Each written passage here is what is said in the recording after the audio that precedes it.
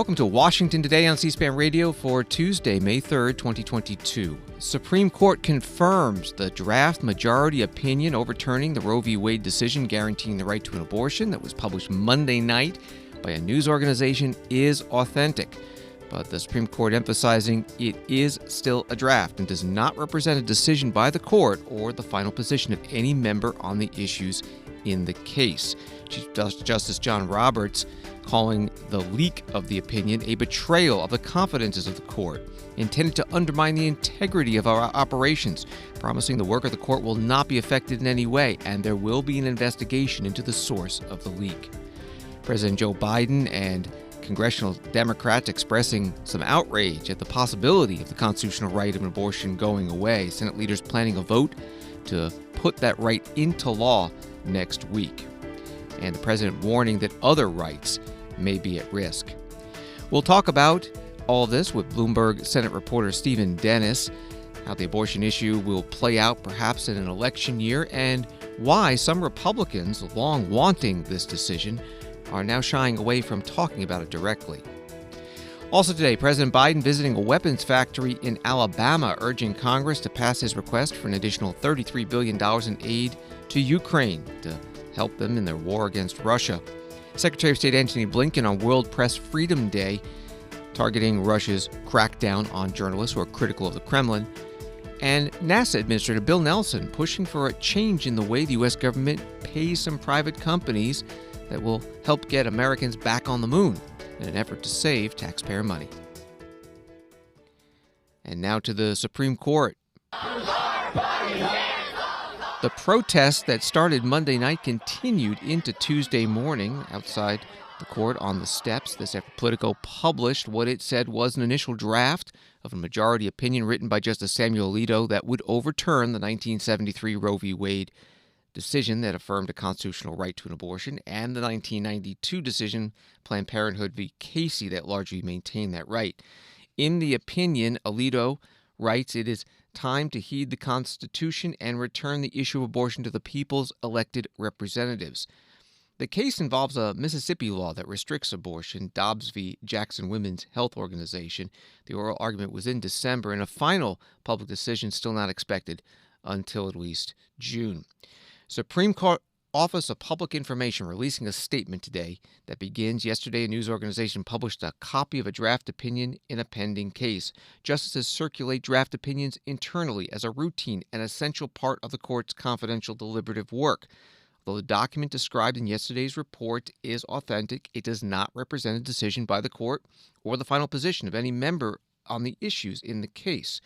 Chief Justice John G. Roberts, Jr. provided the following statement. To the extent this betrayal of the confidences of the court was intended to undermine the integrity of our operations, it will not succeed. The work of the court will not be affected in any way.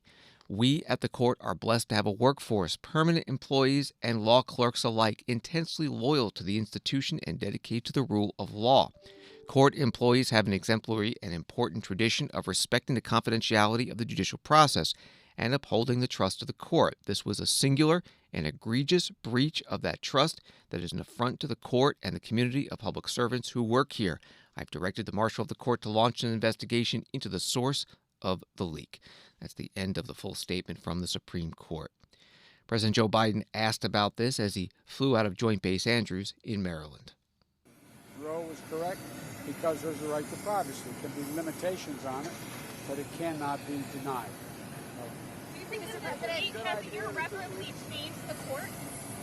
Do you think that this leak has irreparably changed the court? We've never seen this happen before. Well, you know, if this decision holds, it's really quite a radical decision.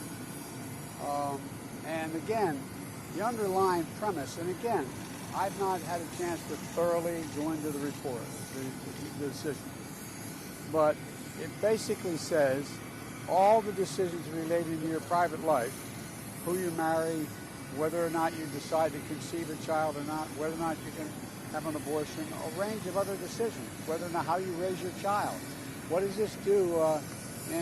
Does this mean that in Florida they can decide they're going to pass a law saying that same-sex marriage is not permissible? It's against the law in Florida. So there's a whole, it's a fundamental shift in American jurisprudence. On the filibuster, President, do away with the filibuster to codify Roe. I'm not prepared to make those judgments now about, but I think the codification of Roe makes a lot of sense. Look, think what Roe says. Roe says what all basic mainstream religions have historically concluded, that the existence of a human life and being is a question. Is it at the moment of conception? Is it 6 months? Is it 6 weeks? Is it quickening, like Aquinas argued? I mean, so the idea that we're going to make a judgment that is going to say that no one can make the judgment to choose to abort a child based on a decision by the Supreme Court, I think goes way overboard. Thank you. Thank you, guys. What does this mean for the midterms? What does this mean for the Democrats' argument in the midterms? I haven't thought that through yet. Do changes need to be made to the court in light of this if this decision holds? I beg your pardon? Do changes need to be made to the court in light of this if this decision holds? No, we just have to choose it. I mean, look, one of the reasons why I voted against a number of the members in the court, they refused to acknowledge that there's a Ninth Amendment. They refused to acknowledge there's a right to privacy. I mean, there's so many fundamental rights that are affected by that, and I'm not prepared to leave that to the whims of the public at the moment in local areas. Thank you so much. Thank you, guys. Come on, guys. President Joe Biden on the tarmac at Joint Base Andrews before his trip to Alabama. Vice President Kamala Harris putting out her own statement that reads, the United States Supreme Court has now confirmed the draft opinion that would overturn Roe v. Wade is genuine. Roe ensures a woman's right to choose to have an abortion. It also, at its root, protects the fundamental right to privacy. What is clear is that opponents of Roe want to punish women and take away their rights to make decisions about their own bodies. Republican legislators in states across the country are weaponizing the use of the law against women. And Kamala Harris's statement goes on, the rights of all Americans are at risk. The Senate Majority Leader Chuck Schumer on the Senate floor promising a vote on a bill that would write the Roe decision into law. If this report is accurate, the Supreme Court is poised to inflict the greatest restriction of rights in the past 50 years, not just on women, but on all Americans. Under this decision, our children will have less rights than their parents. The Republican-appointed justices' reported votes to overturn Roe v. Wade will go down as an abomination, one of the worst, most damaging decisions in modern history. Several of these conservative justices, who are in no way accountable to the American people, have lied to the U.S. Senate, ripped up the Constitution, and defiled both precedent and the Supreme Court's reputation, all at the expense of tens of millions of women who could soon be stripped of their bodily autonomy and the constitutional rights they've relied on for over half a century. The party of Lincoln and Eisenhower has now completely devolved into the party of Trump. Every Republican senator who supported Senator McConnell and voted for Trump justices, pretending that this day would never come, will now have to explain themselves to the American people. I'll have more to say later this morning, but I want to make three things clear.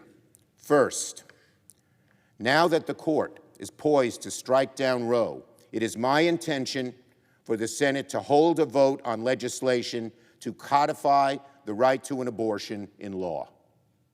Second, a vote on this legislation is not an abstract exercise. This is as urgent and real as it gets. We will vote to protect a woman's right to choose, and every American is going to see which side every senator stands. Every American is going to see on which side every senator stands. Third, to the American people, I say this: the elections this November will have consequences, because the rights of 100 million women are now on the ballot. The Senate Majority Leader Chuck Schumer, Democrat from New York, opening up the Senate session Tuesday morning. He referred to the Trump justices, according to Politico, which published this leaked decision Monday night.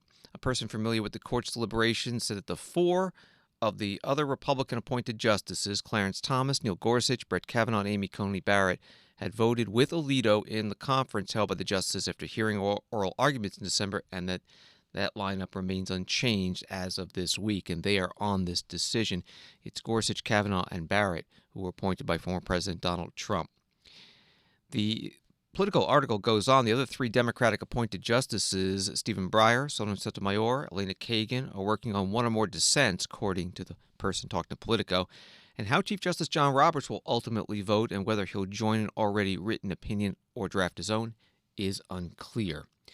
On the Senate floor today, the Republican leader, Mitch McConnell, the minority leader, he opposes abortion, but he didn't mention that issue at all in his floor statement. Instead, he focused on the leak itself. He blames it on the radical left.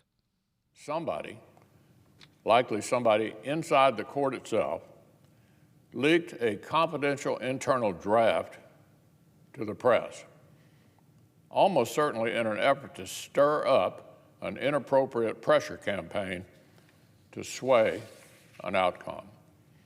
The radical left immediately rallied around the toxic stunt.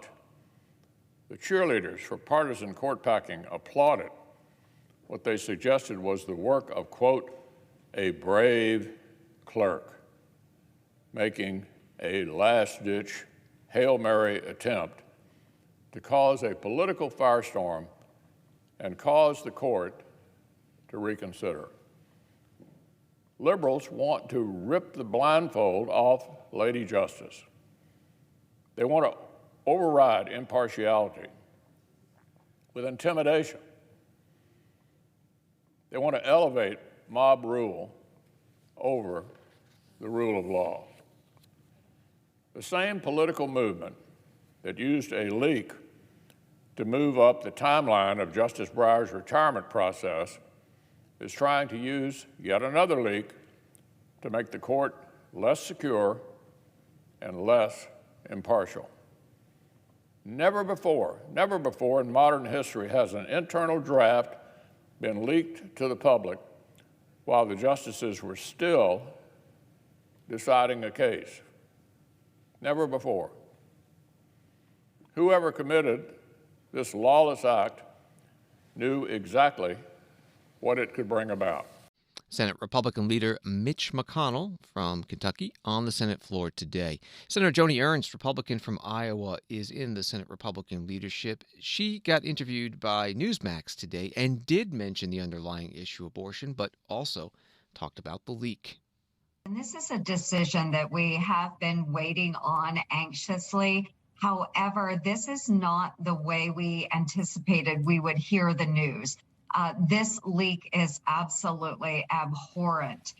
So whoever has done this has really thrown our Supreme Court under the bus. But it's news that we will anticipate. I still believe the Supreme Court needs to go through its proper processes. This was just a draft opinion. I am adamantly pro-life. It does not strike down abortion completely. It allows those state legislators to make those decisions for their own constituents in their own states. However, we need a final opinion coming from the Supreme Court, a final decision. And again, the leak. It is absolutely horrible that this has happened to such a stalwart institution in our government. Senator Joni Ernst, Republican from Iowa, a Newsmax interview. Another Republican senator, Lisa Murkowski of Alaska, supports abortion rights. Today, she called the leak of the draft majority opinion from the Supreme Court absolutely reprehensible and shocking, but also suggested to reporters that some Republican-nominated justices, when she met with them one-on-one ahead of the confirmation votes, gave her the wrong impression. Roe v. Wade was settled law and a precedent that would not be overturned. I really find it shocking that this would happen. I understand it is unprecedented. Second point is Roe is still the law of the land.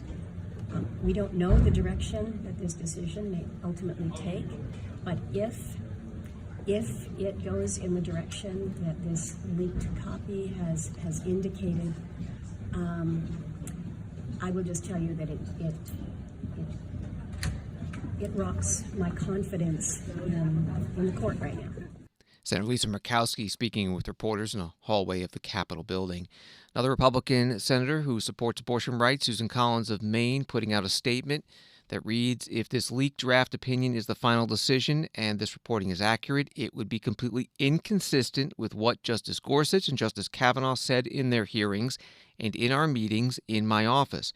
Obviously, we won't know each justice's decision and reasoning until the Supreme Court officially announces its opinion in this case. Senator Collins voted to confirm both Kavanaugh and Gorsuch, again nominated by former President Donald Trump.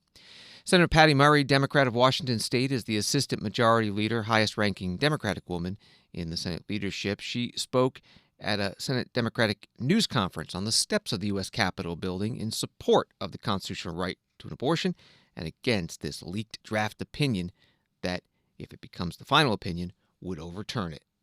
If the report we saw last night is true, that the Supreme Court plans to end the constitutional right to abortion in this country and overturn Roe v. Wade, this is a 5-alarm fire.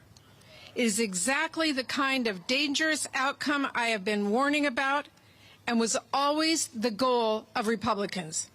They are already banning abortion in state legislatures across our country. They are already planning for a federal ban right here in the Senate. And they already pushed through the far-right justices to overturn Roe and end the right to an abortion. In a matter of days or weeks, the horrifying reality is we could live in a country without Roe. A country where women are forced to remain pregnant no matter their personal circumstances. And yes, we are also talking about situations like rape or incest. A country where extreme politicians will control patients' most private decisions. And let's be clear, abortion bans will not actually end abortions. They will just make them unsafe. And they will hurt the women with the least resources and the tightest budgets. I am furious that Republicans could be this cruel, that the Supreme Court could be this heartless, that in legislatures across the country, extreme Republicans are ready for their trigger bans to go into effect. They're excited even. It is craven, and we won't stand for it. I'm not going to sit quietly, and neither should any of you. Democratic Senator Patty Murray. The headline at Bloomberg.com, abortion rights to reshape election with Roe precedent at risk. Bloomberg Senate reporter Stephen Dennis joining us now by phone. Thank you for being here. What kind of reshaping are we talking about? Yeah, well, I think, for Democrats, they had been looking at a pretty dismal midterm elections where inflation and the president's low poll ratings were dragging them down. This is offering them a chance to sort of change the subject to an issue that could excite or at least get a lot of their anger a lot of their base voters and get them out to the polls. And so we're going to have to see exactly how it all shakes out. But this is something that if this ruling comes down as it was leaked, you're going to have every state capital having a fight over abortion, and you're going to have every race in America. Basically, it's now up to the politicians to decide what abortion restrictions there will be. And that's potentially not just a motivation for voters, but also fundraising and so on. And you can already see Democratic candidates for the U.S. Senate and states like Pennsylvania, Ohio, other states talking about getting rid of the Senate filibuster and passing legislation to codify Roe v. Wade. And you've got the Democrats here in the Senate sort of pounding the table saying they're going to have another vote next week to do so. But, a vote already happened in February and failed, got well short of the 60 votes needed to pass a bill in the Senate these days. So, we're not really seeing like anything really happening in the Senate or in Congress, but a lot of people talking about things happening. And bottom line, this is going to be a major election issue. The Democrats especially are going to try to highlight, especially since they don't want to really talk as much about inflation and other issues that have been dragging them down. When it comes to abortion, though, as an issue, according to the polls at least, which side has the advantage? Yeah, so, generally speaking, most polls show that most Americans did not want to or do not want to see Roe v. Wade overturned. It's a little messier than that when you sort of drill down into particular restrictions on abortion. But generally speaking, a majority supports having women having the ability to choose an abortion in at least some circumstances. And about 20% or so of people don't want to allow abortion in any circumstance. And we're already seeing differences in various states being run by Republicans, where some are trying to restrict abortion after 15 weeks, others after 6 weeks, others even more restrictive than that. And you're going to see a lot of action in a lot of these states if this ruling comes down. Because I think there's going to be a lot of pressure on Republicans to deliver on something that they've been talking about for decades. And then you've got a potential there for a backlash, however. One thing that was interesting in how the Republicans have been reacting is very few Republicans in the Senate are talking about the substance of this decision today. They're focusing on trying to find out who leaked it and punishing that person.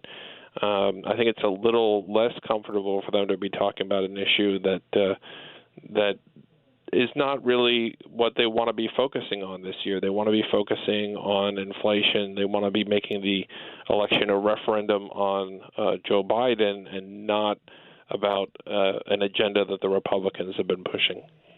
We're talking with Stephen Dennis from Bloomberg.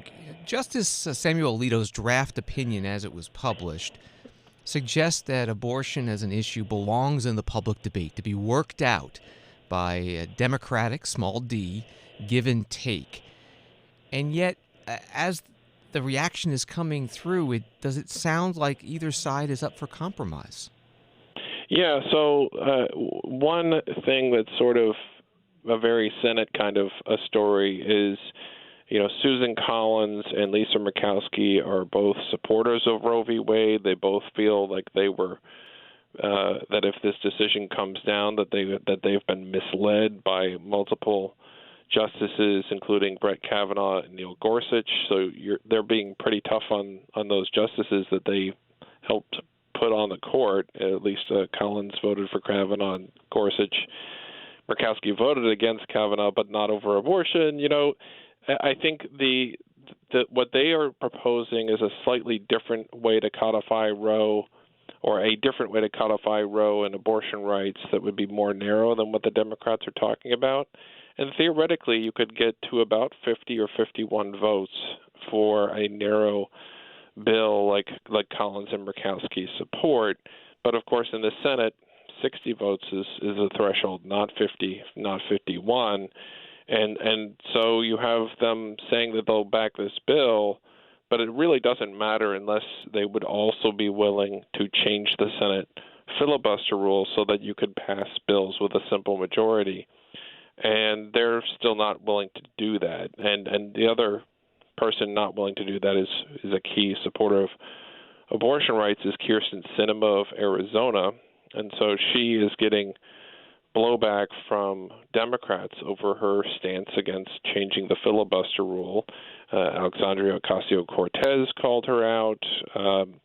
There's talk of her being primaried in 2 years.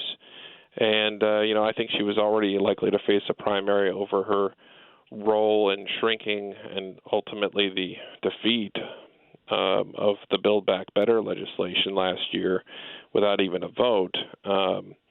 I think this Roe v. Wade ruling and her position on the filibuster sort of makes that primary challenge pretty much a certainty, and we'll see if she can recover in a couple of years, because her poll ratings have dropped among Democrats in Arizona.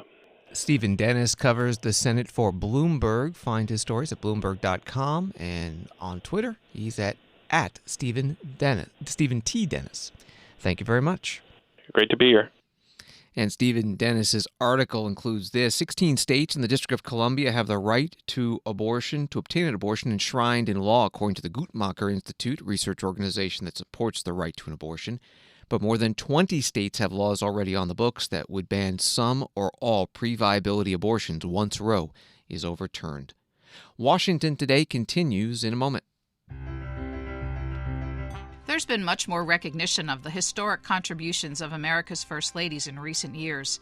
So join us as C-SPAN takes you through the White House experiences of 8 modern First Ladies, from Lady Bird Johnson to Melania Trump.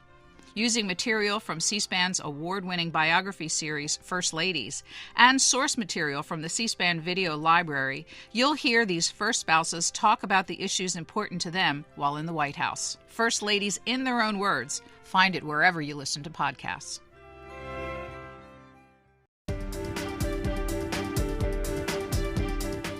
Welcome back to Washington Today, available as a podcast on the free C-SPAN Now mobile video app and wherever you get your podcasts. A story at Reuters: President Joe Biden heading to Alabama on Tuesday to visit a Lockheed Martin company facility that manufactures the anti-tank Javelin missile, putting the spotlight on a weapon that has helped Ukraine fight Russia's invasion. Biden using the visit to press Congress to approve his proposed $33 billion assistance package for Ukraine, including more than $20 billion in military aid. Aid to Ukraine has not been a subject of the usual partisan bickering among lawmakers, but $20 billion is a huge jump in any legislative proposal that can fall victim to political polarization in Washington. And the article goes on: Biden, a Democrat, visiting a state that has backed Republican presidential candidates for decades to avoid that outcome. The Lockheed plant in Troy, Alabama. You're allowing the Ukrainians to defend themselves. And quite frankly, they're making fools of the Russian military in many instances. A big part of the reason they've been able to keep up fighting and to make this war a strategic failure for Russia is because the United States, together with our allies and partners, have had their back. The United States alone has committed more than 5,500 javelins to Ukraine. You're changing the nation. You really are. Add to that significant supplies from our allies and partners, as well as many thousands of other anti-tank and anti-air weapons, helicopters, armored vehicles, artillery, coastal defense systems. Before Russia attacked, we made sure Russia had javelins and other weapons to strengthen the defenses so Ukraine was ready for whatever happened. In the last 2 months, we continue to move even more resources and equipment at a rapid pace into Ukraine. We've made sure that there are no interruptions in the flow of equipment to Ukraine. Since Russia invaded Ukraine just over 2 months ago, we have sent more than $3 billion in security assistance to Ukraine. Alone, us, not counting our allies. And that money is a direct investment in defending freedom and democracy itself. Because if you don't stand up to dictators, history has shown us they keep coming. They keep coming. Their appetite for power continues to grow. And every worker in this facility and every American taxpayer is directly contributing to the case for freedom. And that's something we can all be incredibly proud of, in my view. Last week, I sent Congress, if you excuse a point of personal privilege, talking like an old senator, but sent a supplemental budget, a fancy way of saying we need more money, to make sure the United States can continue to send weapons directly to the front lines of freedom in Ukraine, and to continue to provide economic and humanitarian assistance to help the Ukrainian people. And I urge the Congress to pass this funding quickly to help Ukraine continue to succeed against Russian aggression, just as they did when they won the Battle of Kyiv.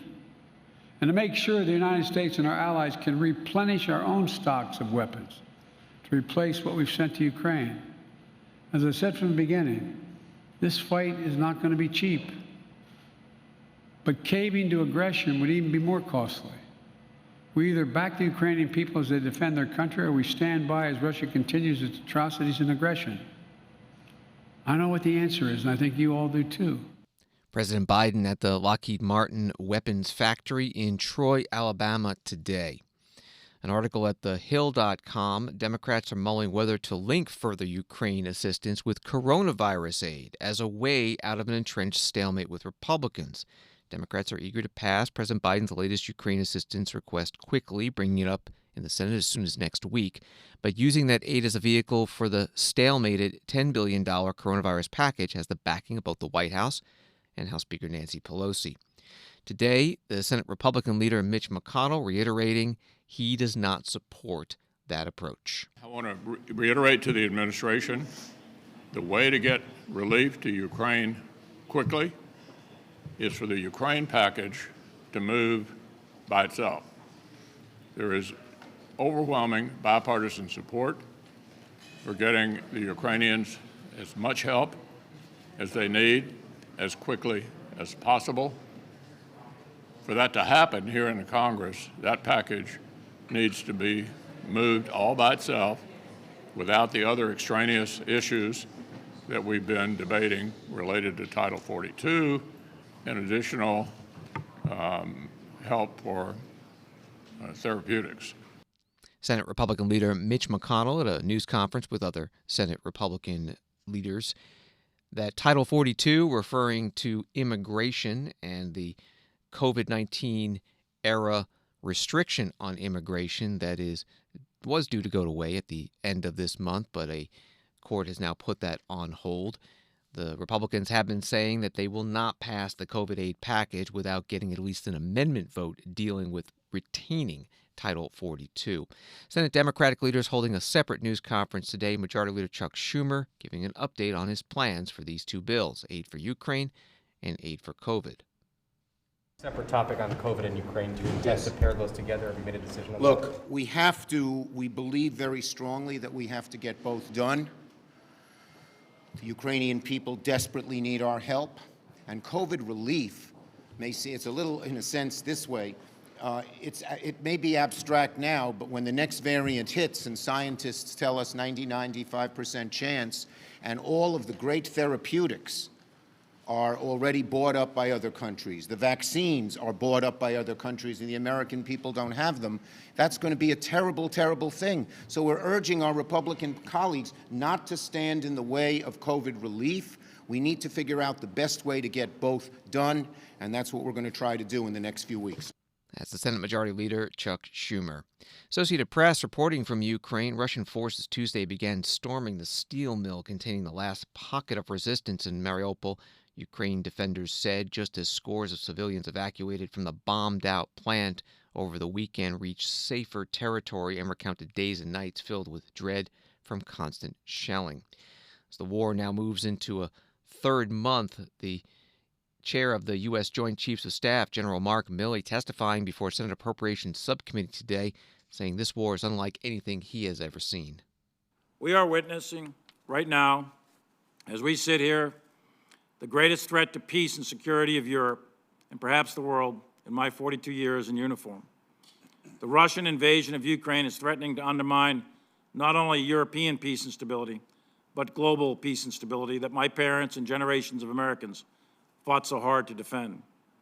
The islands of the Pacific and the beaches of Normandy bore witness to the incredible tragedy that befalls humanity when nations seek power through military aggression across sovereign borders.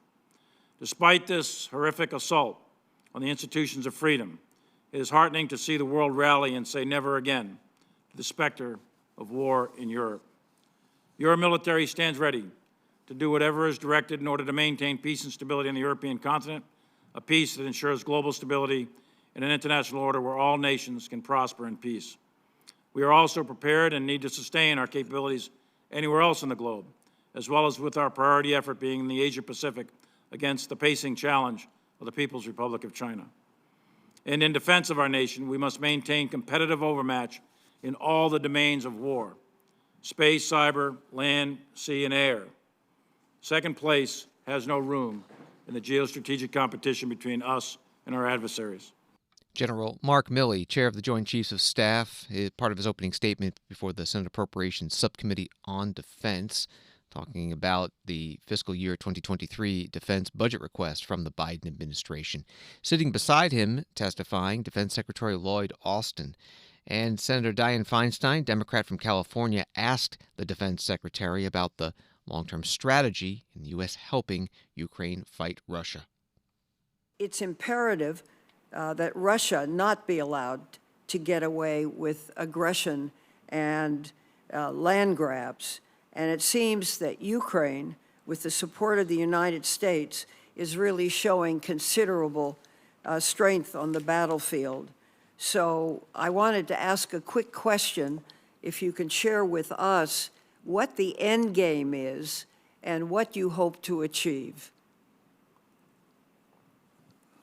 Well, the end game will be defined by the Ukrainian government as it engages with Russia, and so I won't try to define that for them. I would just say that we're going to do everything, continue to do everything within our power to make sure that we support Ukraine in its efforts to defend its sovereign territory. We hope that at the end of this, that Ukraine will be a sovereign state with a functioning government that can protect its territory, and so that's what we're focused on for now and going forward. Defense Secretary Lloyd Austin, questioned by Senator Dianne Feinstein at today's hearing on Capitol Hill. British Prime Minister Boris Johnson telling Ukraine's parliament he believes that Ukraine can win and expose the gigantic error of Russia's invasion.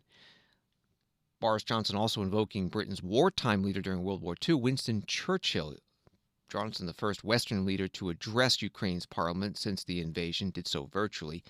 Reuters reporting that he said, "I have one message for you today. Ukraine will win. Ukraine will be free. This is Ukraine's finest hour that will be remembered and recounted for generations to come," echoing the words spoken by Winston Churchill in 1940 when Great Britain faced the threat of being invaded and defeated by Nazi Germany.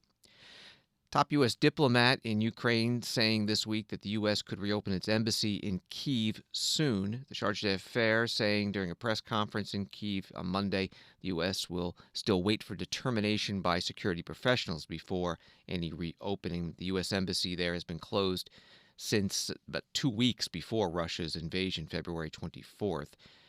In Washington, D.C., a question to the Deputy Secretary of State Brian McKeon by Senator Robert Menendez, chair of the Foreign Relations Committee. Secretary Blinken has noted that the State Department is returning diplomats to Ukraine and beginning the process of resuming operations at the U.S. Embassy in Kyiv, and we are looking forward to the nominees' hearing. How does the State Department intend to weigh the imperatives of establishing a physical diplomatic presence in Kyiv and mitigating risks to the safety and security of U.S. personnel assigned there? So, Mr. Chairman, as you know, our diplomats assigned to Embassy Kyiv have been working out of Poland for the last couple of months. We've started day trips back into Western Poland, into Lviv. Christina Kavin, the Charge d'Affaires, was there yesterday for several hours. And we're planning to try to get back into Kyiv in the near future. Our security professionals will have to go in and do an assessment of our facilities and make a judgment about how we can mitigate risk. Obviously, the Russians can, even though they're not on the ground threatening Kyiv, they can still range the whole country with missiles and aircraft, as we saw last week. So we'll have to take that into account. But the Secretary is determined to get us back into Kyiv in the near future. And I understand Undersecretary Bass is coming up to do a closed briefing for Senator Cardin's subcommittee this afternoon. Brian McKeon is Deputy Secretary of State for Management and Resources, testifying before the Foreign Relations Committee in the Senate. Senator Bob Menendez, Democrat from New Jersey, the chair, asking those questions. Russia's mistreatment of journalists condemned today by Secretary of State Antony Blinken. It was during remarks for World Press Freedom Day. Blinken also highlighting China and Afghanistan and their actions against journalists. Around the world, governments as well as non-state actors like terrorist groups and criminal organizations threaten, harass, imprison, and attack journalists every week. 293 journalists were behind bars at the end of 2021. That's a new annual record. This is according to the Committee to Protect Journalists. The PRC continues to hold the highest number, imprisoning some 50 journalists, including 8 from Hong Kong. Other governments use the threat of imprisonment and lawsuits to intimidate journalists. In Afghanistan, the Taliban have systematically repressed the Afghan independent press, particularly women journalists and those working in rural areas. According to a survey conducted at the end of 2021, 40% of independent media outlets in Afghanistan have closed since the Taliban takeover. When individual journalists are threatened, when they're attacked, when they're imprisoned, the chilling effects reach far beyond their targets. Some of the media start to self-censor. Others flee. Some stop reporting altogether. And when repressive governments come after journalists, human rights defenders, labor leaders, others in civil society are usually not far behind. That was the message sent on April 7th when an assailant attacked Russian editor and Nobel Prize winner Dmitry Muratov with red paint and acetone as he rode on a train outside of Moscow. Just some months before, I had the privilege of being on a panel with Dmitry during the Summit for Democracy. This attack, which U.S. intelligence assessed was the work of Russian intelligence, left Dmitry with chemical burns in his eyes and sent a clear message to others considering criticizing the Kremlin's war of aggression against Ukraine. Secretary of State Antony Blinken, his remarks at the Foreign Press Center in Washington on this World Press Freedom Day, which was first declared in 1993 by UNESCO, the United Nations Educational, Scientific, and Cultural Organization. This year's World Press Freedom Day Global Conference being held in a hybrid virtual and in-person format in Uruguay. The theme is Journalism Under Digital Siege, focusing on the digital era's impact on freedom of expression, safety of journalists, and access to information. NASA Administrator Bill Nelson testifying today before a Senate Appropriations Subcommittee about the space agency's budget requests for the next fiscal year. In 2023, $26 billion, about $2 billion more than this year.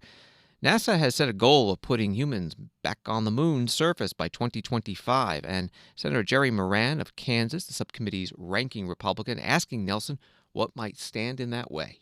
Given the amount of work that remains to be done with test flights and developing and testing a lander and space suits, what do you see as the largest technical threat to landing our astronauts on the moon by 2025? First of all, you all have helped us so that that landing will occur, because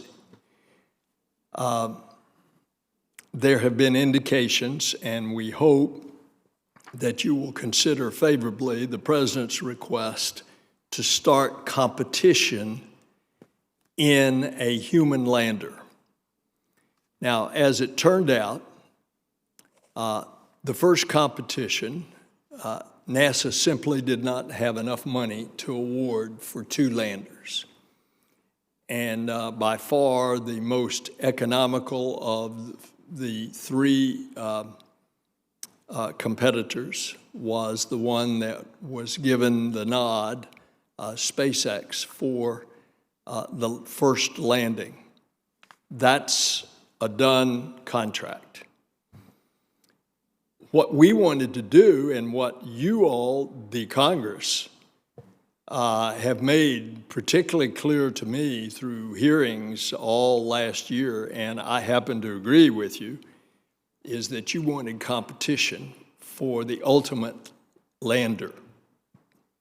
So on the basis of that, we have started the initial process, and if you deem it wise in giving us the appropriations, which the President has requested, then we will have a simultaneous competition excluding SpaceX, because they already have that under procurement law and can't participate in the next competition. The winner of that competition would have the opportunity, as SpaceX, to land an uncrewed lander first and then do the crewed landing. They would have that opportunity. And then we would have 2 landers somewhere in the 2027 timeframe having both have already landed, to make the ultimate choice of the lander that would last for some period of time as the lander on the moon. That is a decision that you will have to make in this president's request. And I believe that that is the plan that can bring us all the value of competition. You get it done with that competitive spirit, you get it done cheaper, and that allows us to move away from what has been a plague on us in the past, which is a cost-plus contract, and move to an existing contractual price. NASA Administrator Bill Nelson testifying before the Senate Appropriations Subcommittee that oversees his agency's budget, and asked questions by the ranking Republican Jerry Moran from Kansas. Wall Street today, the Dow up 67, NASDAQ up 27, S&P up 20. Labor Department says employers posted a record 11.5 million job openings in March. More evidence, the tight labor market, and also that has contributed to inflation. A record 4.5 million Americans quit their jobs in March. And before we leave Washington today, this note: Norm Mineta, first Asian-American U.S. Cabinet Secretary, has died at the age of 90. He was Commerce Secretary under President Bill Clinton, Transportation Secretary under President George W. Bush. Before that, spent 20 years in Congress, Democrat from California. And during World War II, he and his family were held in an internment camp for Japanese Americans. Former President George W. Bush putting out a statement calling Mineta a wonderful American story about someone who overcame hardship and prejudice to serve in the United States Army, Congress, and the cabinets of 2 presidents. As my transportation secretary, he showed great leadership in helping prevent further attacks on and after 9/11.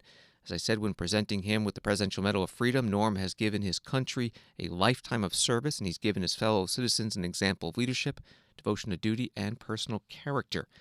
And Congress just passed a bill that would name the Transportation Department headquarters in Washington for 2 former transportation secretaries, Norm Mineta and William Coleman, Jr. Thanks for listening to Washington Today. You can get more Washington top stories sent to you each day by subscribing to C-SPAN's evening newsletter Word for Word. Sign up at c-span.org/connect. Have a good night.